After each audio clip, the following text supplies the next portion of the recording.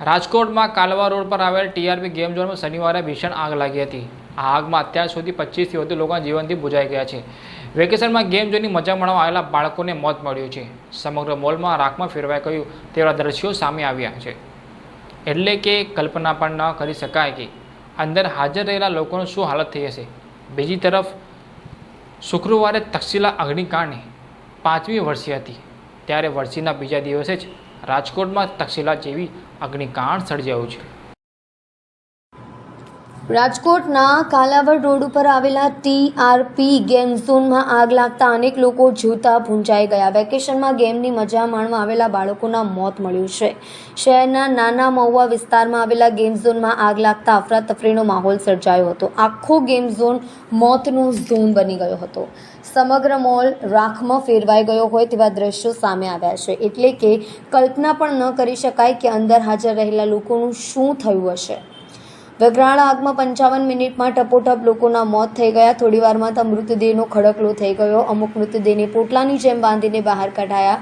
લોકો એટલી હદે સળગી ગયા હતા કે તેમના મૃતદેહને ઓળખવા પણ મુશ્કેલ હતા। ડીએનએ ટેસ્ટ કરીને મૃતદેહોની ઓળખ કરવી પડે તેવી સ્થિતિ છે।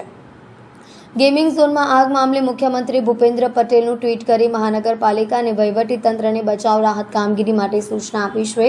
ઇજાગ્રસ્તને તાત્કાલિક સારવાર માટે વ્યવસ્થાઓ કરવાના પણ આદેશ અપાયા છે। દુર્ઘટના બાદ ઊંઘમાંથી જાગેલા તંત્રએ ગુજરાતના તમામ ગેમ ઝોન બંધ કરાવવાના આદેશ આપ્યા હતા અને તમામ માટે એસઆઈટીની રચના થઈ છે। અત્યાર સુધીની તપાસમાં સામે આવ્યું છે કે ગેમ ઝોનમાં એન્ટ્રી અને એક્ઝિટનો એક જ ગેટ હતો। ગેમિંગ ઝોનને જગ્યા ભાડે આપનાર મનીષ પ્રજાપતિ ફરાર થઈ ગયો છે। તેણે યુવરાજસિંહ નામના વ્યક્તિને ગેમ ઝોન જગ્યા ભાડે આપી હતી।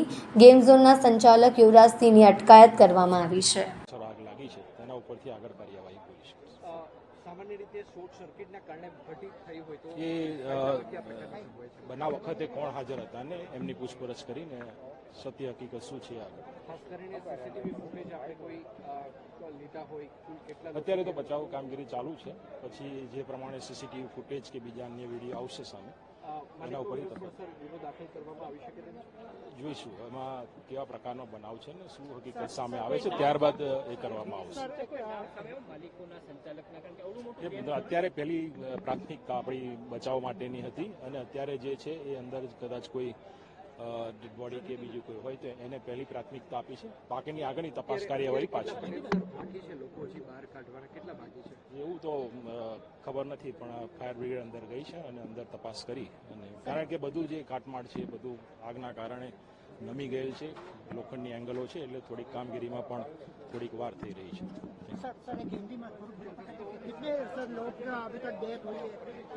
304 डेड बॉडी मिली है और आगे अभी ट्रैफिक फायर ब्रिगेड अपनी कामगिरी कर रही है। सर ये किस तरह का मामला है, आग लगने की क्या पूरी खबर? तो वो पुलिस को पता चला, फिर बाद में अभी कार्यवाही करेंगे कि किसकी वजह से आग लगी है, शॉर्ट सर्किट से लगी है या और कुछ मामला है वो पुलिस की तपास में। कितने मृतदेह मिले हैं? 4 से 5 मृतदेह मिले। कितने साल के बच्चे वो अभी पता नहीं है क्योंकि पूरे जल गए हैं और अभी डेड बॉडी वहाँ भेजी है हॉस्पिटल में, तो बाद में पता चला। कुछ पता चला नहीं, अभी तो पहली प्राथमिकता अपनी तो यही थी कि यहाँ आके फिर जो बच्चे कुचे लोग जो अंदर है उसको बाहर निकाले और जो फायर ब्रिगेड है उसको पूरी तरह से रास्ता साफ दे ताकि वो अपनी कामगिरी अच्छी तरह से कर सके।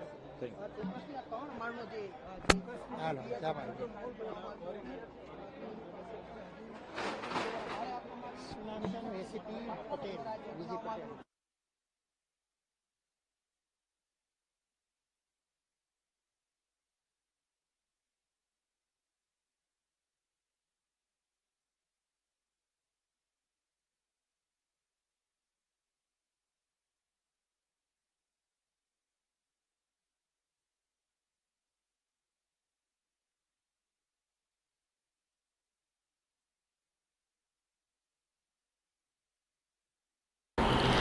સુરતના વરાછા વિસ્તારમાં આવેલા બોમ્બે માર્કેટના ગેટ નંબર 4 સામે ફૂટપાથ પર સુવા બાબતે ઝઘડો થયો હતો। ત્યારબાદ એક યુવકે બીજાને ચપ્પુના ઘા મારીને મોતને ઘાટ ઉતાર્યો હતો।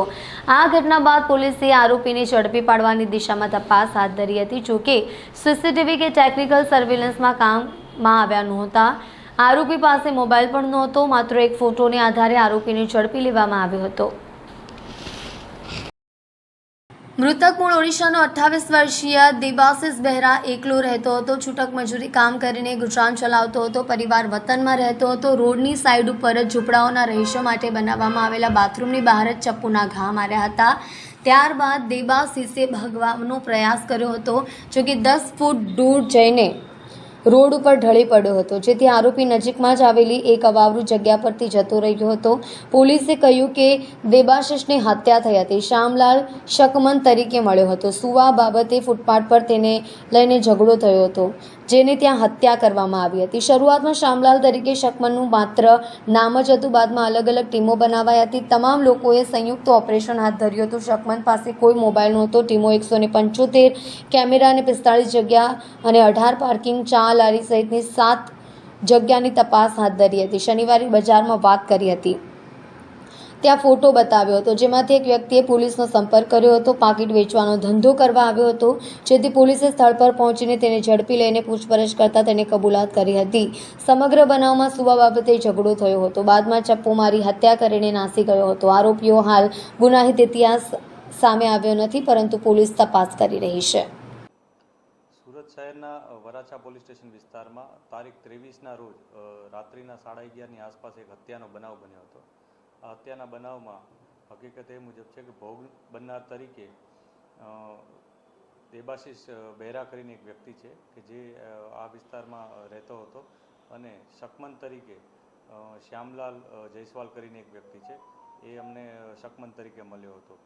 જેમાં પ્રાથમિક માહિતી એ મુજબ હતી કે આ બંને વચ્ચે ત્યાં સુવા બાબતે, ફૂટપાથની બાજુમાં સુવા બાબતે ઝઘડો થયો હતો, અને આ ઝઘડામાં જે આરોપી છે શ્યામલાલ જયસ્વાલ, એણે ભોગ બનનાર દેબાશિષ બહેરાને ચપ્પુના ઘા મારી અને તેનું સુરતના પર્વત ગામમાં રહેતા શ્રમજીવી પરિવારની ધોરણ 8માં ભણતી 14 વર્ષની તરુણી અઠવાડિયા અગાઉ બાજુમાં રહેતી બહેનપણીના ઘરે ગઈ હતી. બાથરૂમમાં નહાતા બહેનપણીના ભાઈએ ટુવાલ લેતી વખતે બાથમાં ભીડી છેડતી કરી ધમકી આપી હતી. ગભરાયેલી તરુણીએ ગળે ચપ્પુ ફેરવી આપઘાતનો પ્રયાસ કરતા તરુણીની માતાએ પાડોશી યુવાન વિરુદ્ધ લીંબાદ પોલીસ મથકમાં ફરિયાદ નોંધાવતા પોલીસે 23 વર્ષીય યુવાનની ધરપકડ કરી લીધી છે. પોલીસ સૂત્રો દ્વારા પ્રાપ્ત થતી વિગતો મુજબ મૂળ મહારાષ્ટ્રના વતની અને સુરતના પર્વત ગામ ખાતે રહેતા શ્રમજીવી પરિવારની 14 વર્ષની પુત્રી મીતા ધોરણ 8માં અભ્યાસ કરે છે. ગત 18મી મેના રોજ રાત્રે 8:30 વાગ્યે મીતા પડોશમાં રહેતી બહેનપણી જ્યોતિના ઘરે ગઈ હતી. તે સમયે જ્યોતિ તેની દીકરીને દૂધ પીવડાવતી હતી અને તેનો ભાઈ રોહિત દીપક વારડે રૂમની અંદરના બાથરૂમમાં નાહવા ગયો હતો. રોહિતે ટુવાલ માંગતા જ્યોતિએ મીતાને ટુવાલ આપવા કહ્યું હતું. મીતા ટુવાલ આપવા જતાં રોહિતે તેનો હાથ પકડી બાથરૂમ પાસેની દિવાલ પાસે બાથમાં ભીડી દઈ અને છેડતી કરી હતી. તેણે ધમકી પણ આપી હતી કે જો કોઈને આ વાત કહેશે તો તને મારી નાખીશ. મીતા તેને ધક્કો મારી ભાગીને દાદી પાસે ગઈ હતી. બનાવની જાણ થઈ હતી. અત્યંત ગભરાયેલી મીતાએ શાક સમારવાનું ચપ્પુ લઈ પોતાના ગળાના ભાગે મારી આપઘાતનો પ્રયાસ પણ કર્યો હતો. સુરત સહિત રાજ્યના અનેક શહેરોમાં હીટવેવની આગાહી વચ્ચે કાળઝાળ ગરમીને કારણે ગંભીર દર્દીઓની સંખ્યામાં ધીરે ધીરે વધારો થઈ રહ્યો છે. હાલ હોસ્પિટલમાં આશરે 10 જેટલા ગંભીર દર્દી રોજના સારવાર લેવા માટે આવી રહ્યા છે, જેમાં શનિવારે બપોરે એક યુવકનું હીટ સ્ટ્રોકને કારણે મોત થયું હોવાની માહિતી ફરજ પરના તબીબે આપી હતી. હીટવેવની આગાહી વચ્ચે શહેરમાં રોજના સરેરાશ 35 જેટલા લોકોના મોત થઈ રહ્યા છે. નવી સિવિલ હોસ્પિટલ પાસેથી મળતી વિગતો પ્રમાણે ભટાર કચરા પ્લાન્ટ પાસે 21 વર્ષીય નીતિન ગામિત રહેતો હતો. કચરા પ્લાન્ટમાં જ મજૂરી કામ કરતો હતો. શનિવારે બપોરે નીતિન કામ કરી રહ્યો હતો. તે સમયે તે ભારે તાપમાનમાં બેભાન થઈ ગયો હતો, જેથી તેને સારવાર માટે નવી સિવિલ હોસ્પિટલ ખાતે ખસેડવામાં આવ્યો હતો, જ્યાં ફરજ પરના તબીબે તેને મૃત જાહેર કર્યો હતો. નીતિનનું મોત હીટ સ્ટ્રોકથી થયું હોવાની માહિતી ફરજ પરના તબીબે આપી હતી. ઉધના પંચશીલ નગરમાં ખાતા નંબર 10માં શુક્રવારે બપોરે 3 વાગ્યાના સુમારે કિશન નામનો યુવક કામ કરી રહ્યો હતો. કામ દરમિયાન કિશનને હોટ સ્ટ્રીક કારણે ચક્કર આવવા લાગ્યા હતા, જેથી ગંભીર હાલતમાં તેને 108 એમ્બ્યુલન્સ મારફતે સારવાર માટે નવી સિવિલ હોસ્પિટલ ખાતે ખસેડવામાં આવ્યો હતો, જ્યાં હાલ તેને સારવાર માટે હોસ્પિટલ દાખલ કરવામાં આવ્યો છે, પરંતુ તેની તબિયત હાલ ગંભીર હોવાનું જાણવા મળ્યું છે. બેસ્તાના આવાસમાં 21 વર્ષીય મોહસિન આરિફ શેખ પરિવાર સાથે રહે છે.